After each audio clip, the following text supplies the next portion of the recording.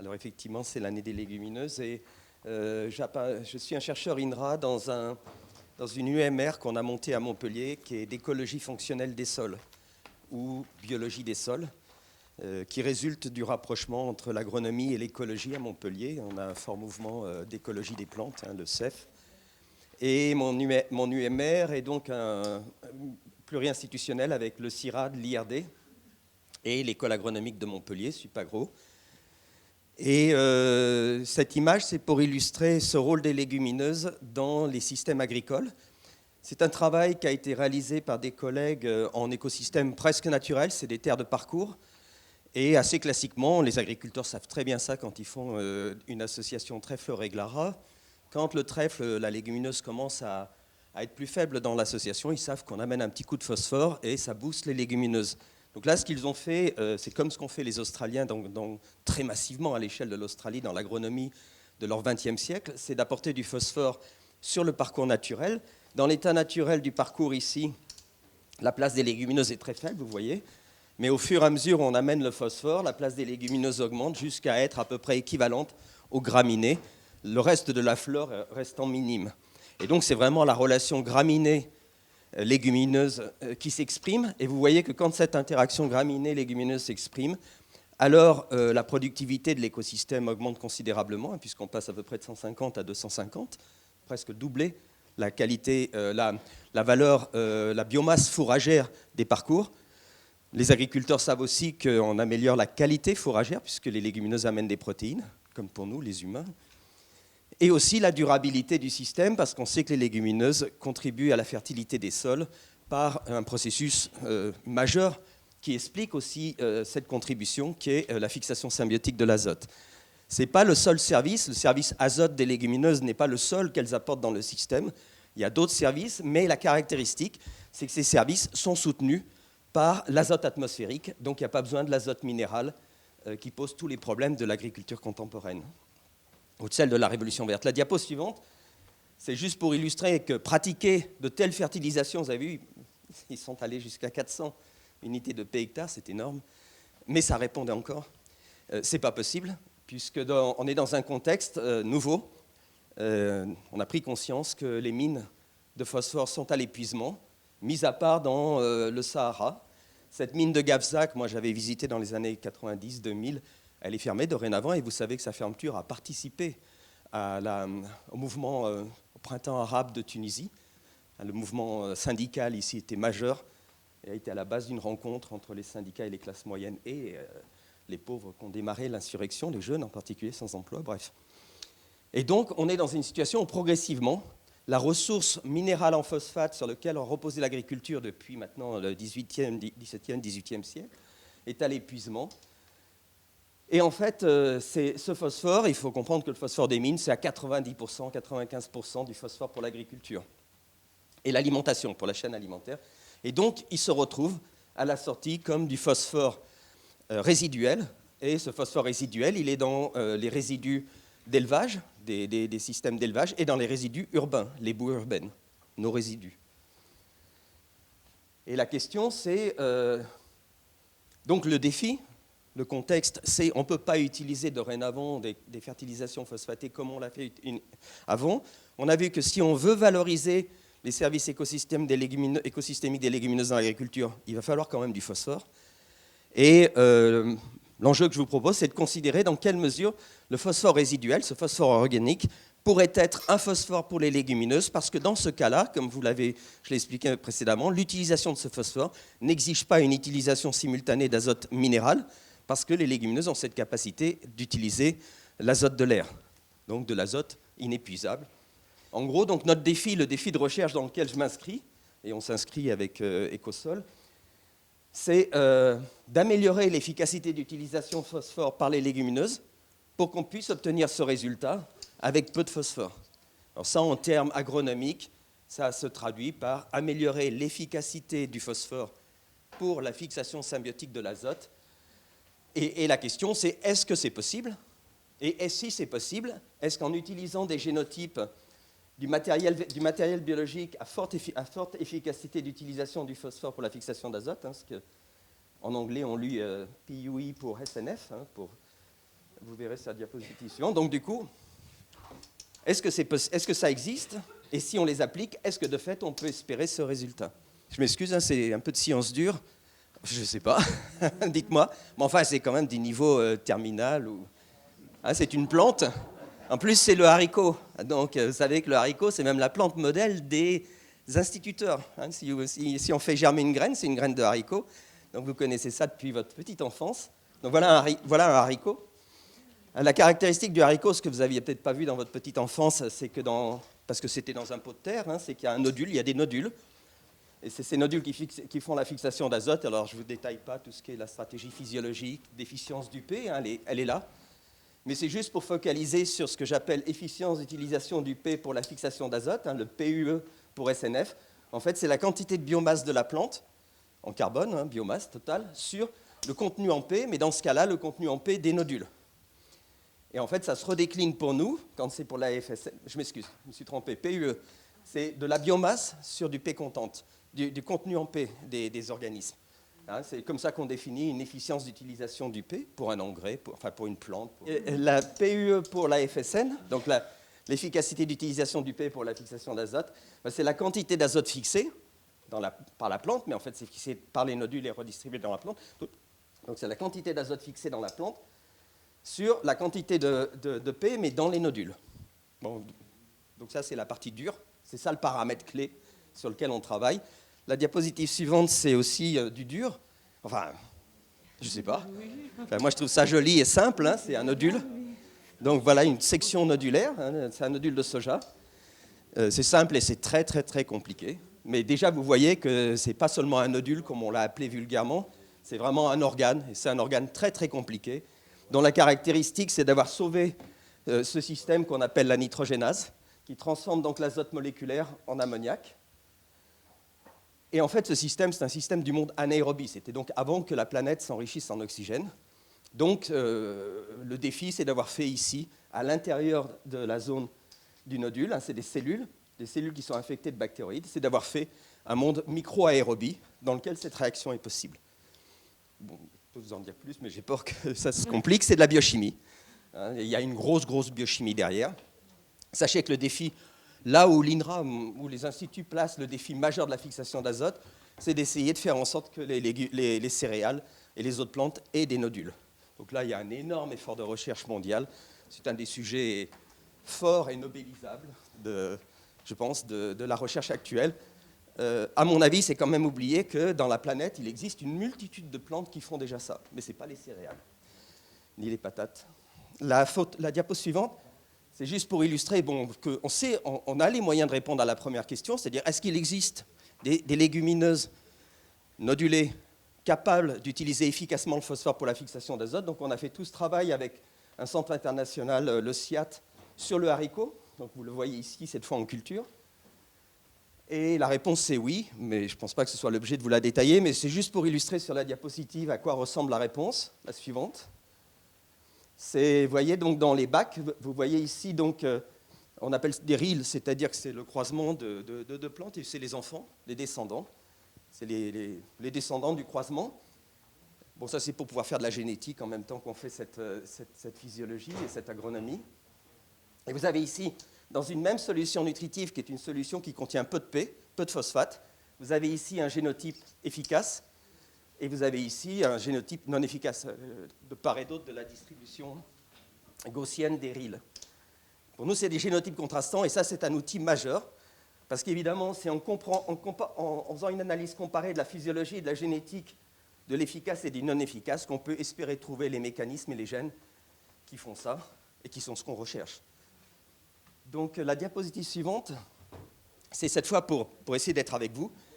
C'est nécessaire, ces génotypes contrastants, pour faire de la physiologie, de la génétique, de la recherche. Mais, à mon avis, c'est un outil essentiel pour travailler avec les agriculteurs. Et c'est surtout ce que je vais vous exposer maintenant. C'est l'expression au champ des génotypes contrastants. Donc voilà une racine nodulaire, à quoi ça ressemble quand on les déterre. La diapositive suivante, c'est pour expliquer la place de cette approche dans un projet que j'ai coordonné pour Agropolis, bon, vous voyez, alors qui était focalisé sur les services écosystémiques pour les cycles biogéochimiques de NEP et voir le carbone.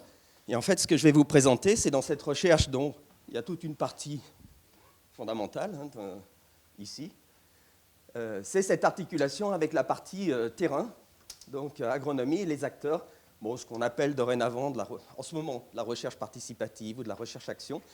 Et la diapositive suivante, ça montre comment ça se concrétise. Alors du coup, je m'excuse pour le titre, en fait, on ne l'a fait pas seulement dans les systèmes céréaliers de l'Hérault, enfin, et puis de la planète, mais on l'a également fait avec des systèmes maraîchers. Et donc ici, c'est une coopération qu'on a eue avec le CIVAM Bio 34.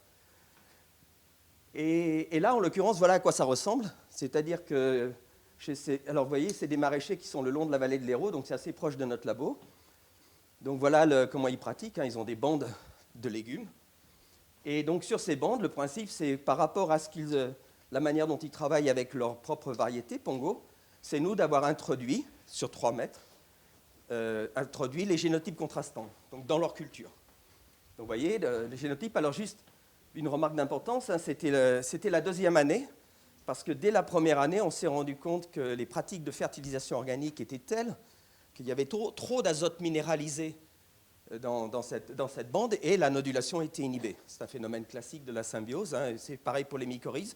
Si on amène l'azote soluble ou le phosphore soluble, ça inhibe les processus microbiens. Donc on a demandé aux agriculteurs, la 2e année, on fait ce qu'on appelle un split, on partage en 2 la placette, avec la matière organique et sans la fertilisation organique. C'est un peu brutal. Le sang n'est pas obligatoirement totalement... Mais bref, c'était en tous les cas de diminuer très significativement l'apport de matière organique. La diapositive suivante. Bon, alors, qu'est-ce qu'on y fait, nous, en tant que science, avec les agriculteurs? Alors, c'est une science élémentaire, c'est-à-dire qu'on va chez les agriculteurs déterrer les plantes, donc déterrer nos génotypes contrastants pour aller examiner leur nodulation et les relations de cette nodulation avec la croissance aérienne d'une part et avec le sol qu'on récupère en même temps. Donc ce test, il est très déconsidéré par la science, puisque souvent, quand il s'agit des éléments, on est dans la science reine quand on travaille avec des isotopes, qu'on suit des spectros de masse, des choses très lourdes. Là, il suffit d'avoir une balance, une bêche, et un peu d'huile de coude pour aller de l'avant. Alors, ce qui est très intéressant, c'est que les agriculteurs du mouvement d'agriculture de conservation, que je pense peut-être aussi les bio, ils ont dorénavant quelque chose qu'ils appellent le test bêche, avec lequel ils démontrent aux gens, venez, on va bêcher dans notre sol où on n'a pas fait le labour, où on a laissé la matière organique s'accumuler, et vous allez voir, le sol est beaucoup plus tendre que là où il y a eu des passages d'outils, ce genre de choses. Nous, c'est un test bêche. Ce que je leur dis, venez déterrer les légumineuses, là, on regardera aussi les nodules en même temps. Et puis, cette approche d'aller regarder sous le sol, elle a dans la communauté scientifique des agronomes un peu plus de respect dorénavant, jusqu'à beaucoup plus, même ces dernières années, après un livre fameux qui s'appelle The Hidden Half, la partie cachée, qui est en fait la partie souterraine de l'agriculture et qui a eu un gros impact. Et donc, vous savez que dorénavant, on parle surtout d'omics, génomics, protéomics, tous les omics. Et donc, mon collègue Jonathan Lynch, qui est un des spécialistes de l'architecture racinaire, il a dit, nous, on fait du chauvel-omics. Donc, on fait de l'omics avec de la bêche. Voilà, et donc ceci, on l'a fait sur le haricot, la fève, le pois chiche, le niébé.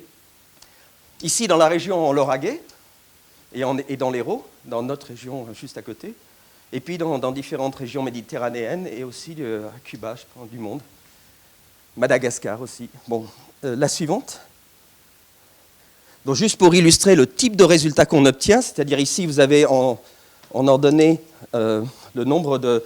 La masse de nodules secs par plante, ce n'est pas beaucoup, c'est au maximum 50 mg de nodules secs, c'est des petites boules. Et ici, c'est les différentes placettes, on appelle ça placette, nous, agronomique, c'est-à-dire ce que je vous ai montré, c'est bien ça, là. Chez chaque agriculteur, donc on a ce dispositif qu'on appelle une placette. Et donc, vous voyez ici le génotype efficace et le génotype non efficace, et sa variation de nodulation selon les agriculteurs. Et le message évident, c'est que la nodulation varie considérablement. Si on va voir dessous, on se rend compte qu'on a un monde extrêmement varié. Et vous voyez, depuis des niveaux de 50 jusqu'à quasiment 0. Il y a des endroits où il n'y a pas de nodules, ou très très peu de nodules. C'est que ce que semblerait dire la chose, c'est qu'en gros, à peu près, là où ça marche, à peut se situer à peu près ici. Là où ça marche, en général, le génotype efficace nodule mieux. Donc ça semble confirmer que cette sélection qu'on fait en conditions très artificielles, je ne vous ai peut-être pas dit, c'était dans des solutions aérées, donc sans sol, en hydroaéroponie, dans le fond, dans ces parcelles, surtout ces deux-là, elle va avoir un gros, ça va doubler le rendement. Hein, mais alors là, qu'est-ce qui se passe? Et là, notre hypothèse, c'est que dans ces sols-là, alors, le génotype non efficace a trouvé des conditions, et on pense que c'est des microbes, qui l'ont aidé à s'adapter. On sait que les microbes peuvent aider à utiliser le phosphore du sol, hein, les mycorhizes par exemple, mais aussi des bactéries solubilisatrices du P. Et du coup, pour nous, c'est une articulation préférentielle avec les microbiologistes hein, du système du projet interdisciplinaire, en leur disant, écoutez, si on veut chercher des microbes qui aident à l'adaptation à bas P, c'est peut-être ici qu'il faut qu'on aille les chercher, dans ces sols-là. Bon, c'est une hypothèse, hein, mais c'est pour dire qu'on ne va pas isoler tous les microbes de nos sols. On est face, en tant que microbiologiste, je peux vous dire que, de mon point de vue de microbiologiste, il y a plus de complexité dans le sol qu'il n'y a de complexité dans le ciel étoilé. Actuellement, dans l'état de nos connaissances. Hein. Donc, et vous avez vu, par rapport au sol, donc, il y a eu la révolution du microbiome intestinal. Donc, dorénavant, nos microbiologies du sol, on s'attelle au microbiome du sol. Vous avez vu toute la complexité du microbiome intestinal. Hein, il y a plus de cellules microbiennes dans nos intestins qu'il n'y a de cellules eucaryotes dans notre organisme. Hein. Et donc, dans les sols, sachez qu'on est encore plus complexe. Donc, on est face à... Donc l'idée, c'est que l'agronomie nous aide à aller examiner la diversité microbienne des sols. Donc c'est un des rôles majeurs de ces génotypes contrastants, mais vous comprenez que c'est aussi un gros outil de dialogue avec les agriculteurs. Je peux vous dire que quand un agriculteur il voit ça, les voisins ils viennent voir aussi, puis ils lui demandent la semence. Hein. Donc c'est un outil de dialogue. Vous savez, quand on fait cette recherche participative, chaque année on se retrouve sur la parcelle avec tout le monde à discuter, qu'est-ce que vous pensez des résultats, puis on a une réunion de restitution, et ainsi de suite. Et donc c'est le processus. C'est une illustration que je vous ai donnée avec le lien avec la microbiologie de ce que nous renseigne et comment ces observations chez les agriculteurs sont en dialogue avec la recherche. Et donc comment ensemble on bâtit des questions de recherche. Là, ici, celle-ci, y a-t-il ici ou là des micro-organismes qui ont aidé le génotype à mieux s'adapter au manque de P, à la déficience en P? La suivante, mais on va peut-être passer vite, hein, c'est un autre élément de la recherche, mais je pensais trop compliqué. Enfin, c'est de la régression linéaire simple. Ouais. Bref, c'était une autre question de recherche, mais je ne pense pas que j'ai le temps. Mais sachez qu'on va assez loin progressivement avec ces données. Donc la question donc, qui est posée ici, c'est un peu la conclusion de cette approche, c'est-à-dire en ayant travaillé sur la génétique de la plante, c'est de contribuer à la fertilité des sols. Et la question qui est posée ici, c'est connu, je pense que vous le savez tous, que les légumineuses améliorent la fertilité des sols, en particulier en apportant de l'azote organique. Mais la question qu'on pose ici, c'est dans quelle mesure elle améliore aussi la teneur du sol en phosphore disponible, en phosphore organique. Et donc, c'est la question, est-ce qu'il y aurait un cercle vertueux de fertilité, phosphaté, pas seulement azoté, associé à l'utilisation de légumineuses efficaces en utilisation du P pour la fixation d'azote. Donc, derrière cette question, il y a plein de mécanismes physico-chimiques, plein de mécanismes biologiques. Il faut savoir que le cycle du P, c'est le plus complexe. Et c'est ce qui a été à la base aussi de notre construction d'écosols, c'est-à-dire de rapprocher des pédologues, des chimistes du sol, de microbiologistes et de physiologistes des plantes. Donc ça, on le fait sur les légumineuses, sur les systèmes herbacés, et le CIRAD nous a rejoints sur les systèmes forestiers, donc on couvre agrosystèmes agricoles et forestiers. La diapositive suivante, c'est juste pour aborder très brièvement le deuxième point dont je voulais vous parler. Je vous ai dit donc on a un lien avec l'écologie fonctionnelle, et vous avez compris que ce lien avec l'écologie fonctionnelle, elle se passe dans les parcelles d'agriculteurs et évidemment avec les agriculteurs et les ingénieurs qui les encadrent. Comment illustrer le lien avec la génomique fonctionnelle? Donc, vous savez que la révolution majeure hein, de la fin du siècle précédent, c'est la révolution génétique hein, et la découverte du génome et dorénavant la bibliothèque de gènes. Donc c'est la génomique. Et nous, on qualifie de génomique fonctionnelle la recherche de ces gènes qui ont une incidence physiologique. Elle se définit à peu près comme ça. Donc on est rentré dans ce sujet de l'utilisation du phosphore pour la fixation d'azote via une molécule cible, modèle, d'un phosphore organique qu'on appelle le phytate. Donc le phytate, c'est cet inositol phosphate, pardon, cet inositol, un inositol, ici un hexose, qui est saturé en phosphate, en PI, phosphate inorganique. Hein, c'est ça le phosphate inorganique, PO4-. Et pour que ce phosphore organique soit utilisable, il faut, la seule solution, c'est des phosphatases, c'est des enzymes. Hein, ça ne se défait pas tout seul, c'est très stable. Et en particulier, ces liaisons ici du phytate, les 5 et 6, sont très très stables et seules des molécules particulières qu'on appelle, des phosphatases particulières qu'on appelle les phytases, sont capables de le faire. Alors, pour votre information, nous, on n'a pas de phytase, les cochons non plus, les volailles non plus. Du coup, on n'est pas capable d'utiliser le phytate. Or, le phytate, c'est 50% du phosphore des graines. Donc, quand on mange du blé, 50% du phosphore du blé, c'est du phytate. Et quand on le prend dans notre intestin, on n'est pas capable de l'utiliser. Ça veut dire qu'il se retrouve dans le fameux P-waste, le P résiduel que je vous ai mentionné comme les ressources de l'avenir, une fois qu'on aura épuisé les mines. Les bovins sont capables. Et pour vous situer l'importance de ce défi, à savoir utiliser le phytate, alors quand il se retrouve avec les boues, si progressivement dans l'environnement et dans le sol, il va être métabolisé par des bactéries du sol qui ont des champignons qui ont des phytases, et là, du coup, il peut contribuer à la pollution, vous savez, l'eutrophisation des écosystèmes aquatiques. Et pour situer combien c'est un défi lourd, le premier cochon transgénique qui a été obtenu, c'est un cochon transgénique avec la phytase d'Aspergillus, une phytase de champignon.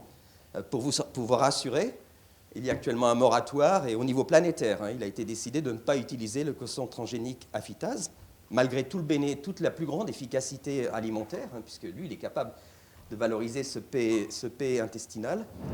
Mais parce que justement, le phytate est tellement au cœur du cycle du phosphore qu'on ne sait pas bien quels seraient les risques de diminuer massivement du phytate dans la nature ou éventuellement dans l'alimentation. C'est assez compliqué, c'est des molécules qui sont toxiques à forte dose, mais à petite dose, c'est des molécules qui aident contre le cancer, contre ce que les légumineuses ont, elles en ont d'autres. Mais c'est un des avantages de la nutrition avec les graines, quoi.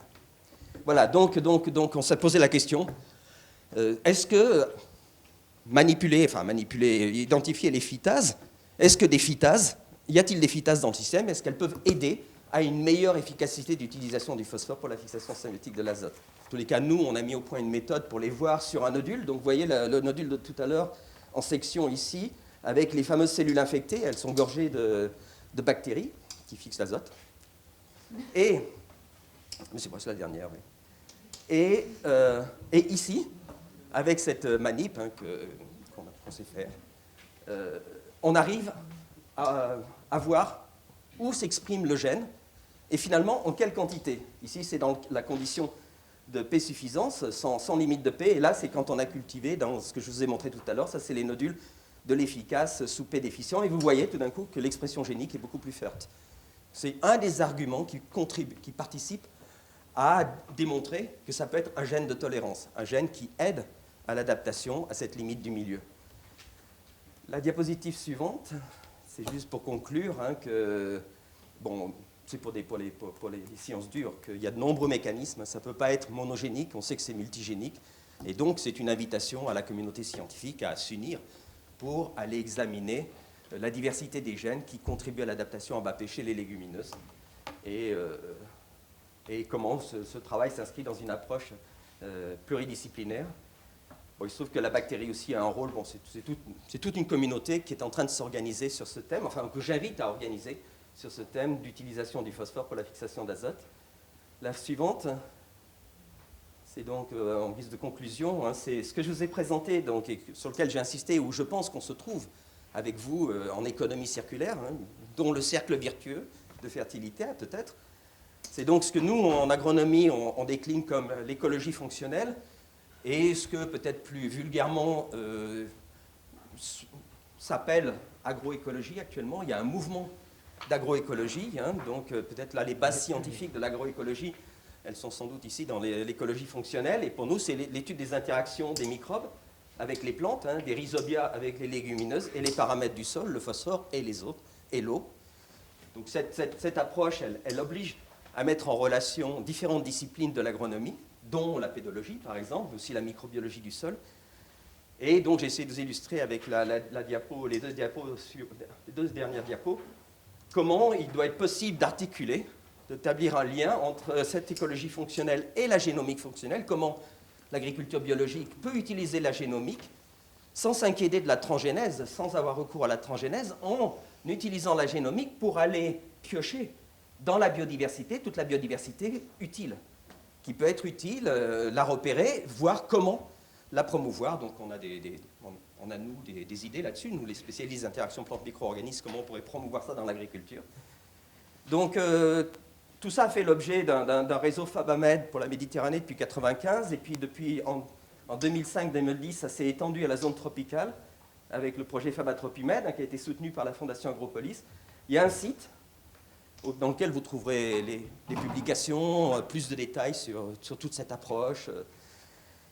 Et puis ici, c'est une formation qu'on propose sur les services écosystémiques. Donc, si ça vous intéresse, c'est une formation d'une semaine, de pratiquer ensemble le diagnostic nodulaire, autour du diagnostic nodulaire, mais d'apporter aussi la science qui va avec, mais de le pratiquer ensemble, donc dans une région, c'est-à-dire une région où on a cette relation participative avec des agriculteurs qui nous donnent l'accès à leurs parcelles, par exemple avec nos génotypes contrastants dans leurs parcelles, et puis bon, une station agronomique locale avec laquelle, ou un essai agronomique local. Et la dernière. Voilà, c'est pour remercier de votre attention. Juste aussi, quand même, pour mentionner l'année des légumineuses. Donc, nous, dans la région Grand Sud, mais c'est surtout la région à côté, donc la nouvelle région qui, je crois, s'appellera Occitanie. L'Académie d'agriculture de France donc, a pris date de la réunion de l'année des légumineuses par la FAO, et donc elle a invité deux régions de France, hein, le Grand Sud et le Grand Ouest, à faire des rencontres légumineuses. Alors, il y a eu une première rencontre internationale sur les légumineuses à Dijon. À l'INRA, c'est le centre des légumineuses, hein, le gros centre de sélection des légumineuses, c'est Dijon. Donc, à l'INRA Dijon, qui étaient les premières rencontres francophones sur les légumineuses. Il y en aura d'autres, normalement, qui sont bien passées en juin. Et donc, nous, on fait le 28 septembre, à Carcassonne, donc entre Toulouse et Montpellier, terre neutre actuellement. On fait les rencontres participatives sur les légumineuses en Grand Sud. Donc, vous êtes bien invités à y venir. Tout d'un coup, on apprend là qu'il y a 200 inscrits d'un seul coup. On ne s'attendait pas à un tel rassemblement. Et je dis bien, pour nous, c'est évidemment centré Toulouse-Montpellier, mais nous, INRA, par exemple, on sait qu'il y a un peu de recherche INRA sur PACA. Donc, c'est une invitation à ce qu'on considère le Grand Sud et pas seulement Toulouse-Montpellier. Et c'est juste pour illustrer que ce que je vous ai montré avec les haricots, ça se décline dans un grand nombre de systèmes. Nous, là où ça s'est décliné, c'est le haricot ou le soja en rotation avec le blé. Donc ça, c'est le blé dur du Sud. Donc ça, c'est vraiment le système de référence à Castelnaudary. Et du coup, on a réintroduit la culture du haricot à Castelnaudary pour faire un cassoulet IGP. Mais aussi, c'est les fameuses prairies fourragères, la révolution agricole du XVIIe siècle, qui a consisté à mettre la jachère en prairie. Donc ça, c'est le soula, c'est une sorte de luzerne méditerranéenne. C'est très beau, en plus, c'est rouge dans le paysage. Bon, ça peut être dans la zone sahélienne l'utilisation à l'inverse des arbres. Donc c'est l'arbre qui est fourragé, là, c'est le féderbia, le fameux féderbia, qui perd ses feuilles en saison des pluies. C'est bien qu'il ne fait plus d'ombre, alors que là, vous voyez, on est à la fin de la saison sèche. La saison des pluies vient d'arriver, et il va perdre ses feuilles. Il ne fait plus d'ombre, mais ses feuilles en tombant, on va faire de la fertilisation organique. C'est un arbre fixateur d'azote. Bon, on peut le décliner aussi dans différents systèmes forestiers, plantation d'oliviers avec un couvert. Je m'arrête. Et les maraîchers, et les systèmes maraîchers. Hein. Donc, dans des systèmes maraîchers, vous avez vu, on a fait ça avec le Sylvain Bio. Il y a au moins 2 légumineuses importantes ici dans le sud. Hein. C'est bien sûr le haricot vert, quand même le légume le plus consommé en France. Il peut fixer l'azote, hein, il peut se débrouiller sans matière organique, et avec du phosphore. Et dorénavant aussi la fève. Les populations maghrébines nous amènent le marché fève. Et la fève, c'est aussi une sacrée légumineuse. Donc, il y a ce que j'ai montré là, on peut très bien le décliner dans les systèmes maraîchers périurbains, ce que nous, on fait avec Cuba, où l'agriculture périurbaine ou intraurbaine est très développée. Voilà, merci.